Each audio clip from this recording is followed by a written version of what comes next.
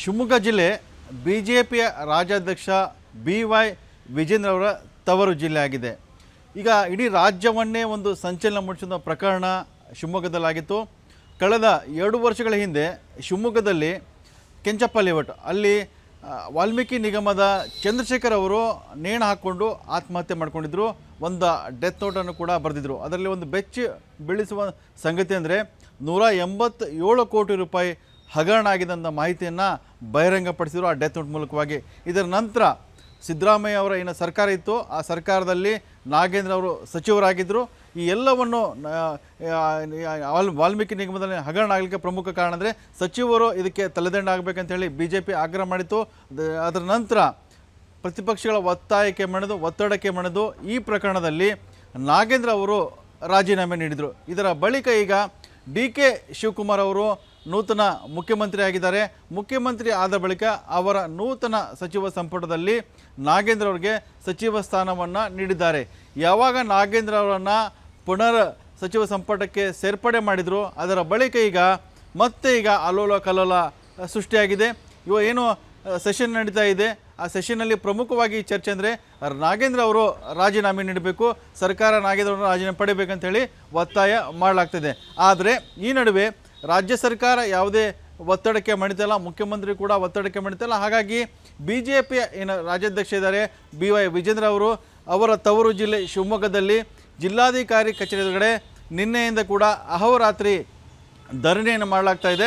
ಹಾಗಾಗಿ ಆಕ್ರೋಶ ಹೊರಹಾಕ್ತಿದ್ದಾರೆ BJP ಕಾರ್ಯಕರ್ತರು. ಅಂದರೆ ಪ್ರಮುಖ ವಿಷಯವಾಗಿದೆ, ಭ್ರಷ್ಟಾಚಾರದ ಆರೋಪ ಹೊತ್ತಿರುವಂಥ ಈ ನಾಗೇಂದ್ರ ಇದ್ದಾರೆ, ಅವರನ್ನು ಸಚಿವ ಸಂಪುಟದಿಂದ ಕೈ ಬಿಡಬೇಕಂತ ಹೇಳಿ ಶಿವಮೊಗ್ಗ ಜಿಲ್ಲಾ ಅಧ್ಯಕ್ಷ ಜಗದೀಶ್ ಇದ್ದಾರೆ, ಅವರ ನೇತೃತ್ವದಲ್ಲಿ ಶಿವಮೊಗ್ಗ DC ಕಚೇರಿ ಎದುರುಗಡೆ ನಿನ್ನೆಯಿಂದ ಕೂಡ ಅಹೋರಾತ್ರಿ ಪ್ರತಿಭಟನೆ ನಡೀತಾ ಇದೆ. ಈ ಪ್ರತಿಭಟನೆ ನಿನ್ನೆ ರಾತ್ರಿ ಕೂಡ ನಡೀತು. ಇವತ್ತು ಬೆಳಗ್ಗೆಯಿಂದ ಕೂಡ ಇದರ ಕಾವು ಜಾಸ್ತಿ ಆಗ್ತಾ ಹೋಯಿತು. ಇವತ್ತು ಶಿವಮೊಗ್ಗ ಏನು ಸಂಸದ BY ರಾಘವೇಂದ್ರ ಇದ್ದಾರೆ, ಅವರು ಇವತ್ತು ಈ ಧರಣಿ ನಡೆದ ಸ್ಥಳಕ್ಕೆ ಭೇಟಿ ಕೊಟ್ಟು ಕೂಡ ಅವರು ಕೂಡ ಕಾರ್ಯಕರ್ತರಿಗೆ ಜೊತೆ ಮಾತಾಡ್ತಾ ಈ ಪ್ರಕರಣದಲ್ಲಿ ಅಂದರೆ ನಾಗೇಂದ್ರ ಅವರ ಪ್ರಕರಣವನ್ನು ಕೂಡ ಪ್ರಸ್ತಾಪ ಮಾಡಿದ್ದಾರೆ. ಪ್ರಮುಖವಾಗಿ ನಾಗೇಂದ್ರವನ್ನು ಪ್ರಸ್ತಾಪ ಮಾಡಲಿಕ್ಕೆ ಶಿವಮೊಗ್ಗ ಕಾರಣ ಅಂದರೆ ಏನು ಆತ್ಮಹತ್ಯೆ ಮಾಡಿಕೊಂಡಂಥವರು ಶಿವಮೊಗ್ಗದ ಅಧಿಕಾರಿ ಇದ್ದಾರೆ, ಚಂದ್ರಶೇಖರ್ ಇದ್ದಾರೆ, ಅವರು ಶಿವಮೊಗ್ಗದವರಾಗಿದ್ದಾರೆ. ಹಾಗಾಗಿ ಸಚಿವ ನಾಗೇಂದ್ರ ಅವ್ರನ್ನ ಕೂಡಲೇ ಸಚಿವ ಸಂಪುಟದಿಂದ ಕೈ ಬಿಡಬೇಕಂತ ಹೇಳಿ ಸಂಸದ BY ರಾಘವೇಂದ್ರ ಅವರು ಕೂಡ ಆಗ್ರಹ ಮಾಡಿದ್ದಾರೆ. ಅಂದರೆ ಇಲ್ಲಿ ಹೋರಾಟ ಹೇಗೆ ನಡೀತದೆ ಅಂದರೆ BJPಯ ಏನು ಶಿವಮೊಗ್ಗ ಜಿಲ್ಲೆ ಇದೆ, ಶಿವಮೊಗ್ಗ ಜಿಲ್ಲೆ BJPಯ ಒಂದು ರಾಜಕೀಯ ಶಕ್ತಿ ಕೇಂದ್ರ ಆಗಿದೆ. ಹಾಗಾಗಿ ಒಂದು ಪ್ರಮುಖ ಒಂದು ಅಸ್ತ್ರ ಈಗ BJP ಕೈಯಲ್ಲಿ ಸಿಕ್ಕಿದೆ. ಅದರ ಹಿನ್ನೆಲೆಯಲ್ಲಿ ಶಿವಮೊಗ್ಗ ಜಿಲ್ಲಾಧಿಕಾರಿ ಕಚೇರಿ ಎದುರುಗಡೆ BJP ಈಗ ನಿರಂತರವಾಗಿ ಪ್ರತಿಭಟನೆ ಮಾಡ್ತಾ ಇದೆ.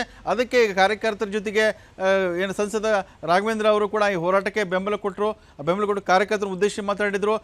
ಸರ್ಕಾರವನ್ನು ಕೂಡ ಈ ಸಂದರ್ಭದಲ್ಲಿ BY ರಾಘವೇಂದ್ರ ಅವರು ತರಾಟೆ ತೆಗೆದುಕೊಂಡ್ರು. ಕೂಡಲೇ 187 ಕೋಟಿ ರೂಪಾಯಿ ಹಗರಣ ಆಗಿದೆ, ಇನ್ನೂ ಕೂಡ ಪ್ರಕರಣದ ತನಿಖೆ ನಡೀತಾ ಇದೆ. ಇಂಥ ಸಂದರ್ಭದಲ್ಲಿ ನಾಗೇಂದ್ರ ಅವರಿಗೆ ಸಚಿವ ಸ್ಥಾನ ಕೊಡುವ ಉದ್ದೇಶ ಏನಂತ ಪ್ರಶ್ನೆಯನ್ನು ಕೂಡ ಸಂಸದರು ಮಾಡಿದ್ದಾರೆ. ಕೂಡಲೇ ರಾಜ್ಯ ಸರ್ಕಾರ ಮತ್ತು ಮುಖ್ಯಮಂತ್ರಿಗಳನ್ನ ಕೂಡಲೇ ಸಚಿವ ಸಂಪುಟದಿಂದ ಕೈ ಬಿಡಬೇಕಂತೇಳಿ ಸಂಸದ BY ರಾಘವೇಂದ್ರ ಅವರು ಒತ್ತಾಯ ಮಾಡಿದ್ದಾರೆ. ಒಂದು ಕಡೆ ಆದರೆ ಮತ್ತೊಂದು ಕಡೆಗೆ ಅಧಿವೇಶನದಲ್ಲೂ ಕೂಡ ಪ್ರಮುಖವಾಗಿ ಇದೇ ಚರ್ಚೆ ನಡೀತಾ ಇದೆ. ಚಂದ್ರಶೇಖರ್ ಆತ್ಮಹತ್ಯೆ ಪ್ರಕರಣ ಆಯಿತು, 187 ಕೋಟಿ ಹಗರಣ ಆಯಿತು. ಅದರಂದರೆ ಸಚಿವರು ಅದನ್ನು ನೈತಿಕ ಹೊಣೆ ಆ ಸಂದರ್ಭದಲ್ಲಿ ರಾಜೀನಾಮೆ ಕೂಡ ಕೊಟ್ಟಿದ್ದರು, FIR ದಾಖಲಾಯಿತು, CBI ತನಿಖೆ ಮಾಡ್ತು, CID ತನಿಖೆ ಮಾಡ್ತು. ಇಂಥ ಒಂದು ತನಿಖೆಯ ಸಂದರ್ಭದಲ್ಲಿ ಕೂಡ ಮತ್ತೆ ಕಳಂಕಿತ ವ್ಯಕ್ತಿಯನ್ನು ಸಚಿವ ಸ್ಥಾನಕ್ಕೆ ಕೊಟ್ಟಿದೆ ಅಂಥೇಳಿ ಅಧಿವೇಶನದಲ್ಲಿ ಕೂಡ ಪ್ರಮುಖವಾಗಿ ಚರ್ಚೆ ಆಗ್ತಾ ಇದೆ.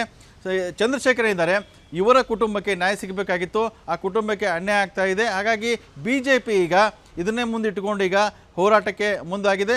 ಶಿವಮೊಗ್ಗ ಜಿಲ್ಲೆಯಲ್ಲೂ ಕೂಡ ನಿರಂತರವಾಗಿ ಇದರ ಬಗ್ಗೆ ಹೋರಾಟ ನಡೀತಾ ಇದೆ. ಚಂದ್ರಶೇಖರ್ ಅವರ ಏನು ಪತ್ನಿ ಇದ್ದಾರೆ, ಆ ಪತ್ನಿ ಕೂಡ ಈಗಾಗಲೇ ಸಂಬಂಧಪಟ್ಟಂತೆ ಮಾಹಿತಿಯನ್ನು ಕೂಡ ನೀಡಿದರು TV9ಗೆ. ಇಲ್ಲಿವರೆಗೂ ಕೂಡ ಅಂದರೆ ಪ್ರಕರಣ ನಡೆದು 2 ವರ್ಷ ಆಗಿದೆ.